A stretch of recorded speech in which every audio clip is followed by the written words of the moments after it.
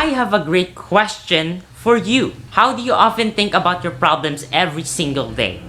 And how well did you perform in your class lately?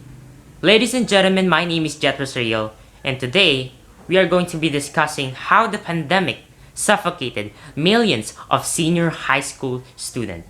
But did you know that 56.2% of students right now are currently experiencing depression, stress, and anxiety? That's crazy. Let us define first what are the boundaries and limits that make senior high school struggles and fall. I made the acronym called POL.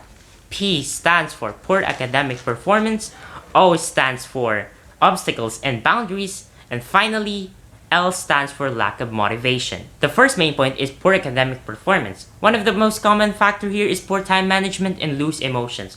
But how are we going to deal with it? Giving the right amount of time and support to our students will help them cope and control their difficulty in dealing with such problems. But who are gonna help? There's no other but the students themselves, the teachers, the parents, and the guardians who continues to strive, guide, and nurture our students. Which brings us to main point number 2, obstacles and boundaries. For example, is low signal, no internet connection, lack of gadgets, loads of obligations and responsibilities. As I mentioned earlier, time management, focus, and concentration is crucial and important. Lastly, main point number 3, lack of motivation. As a student like me, stress is always been a battle. Overwhelmed, demotivated, studying alone is depressing. So we must make our struggles, challenges, and hardships as our motivation to become stronger, mold and shape our character, and to become the best version of ourselves. To summarize in conclusion, the pandemic provides great lessons for senior high school students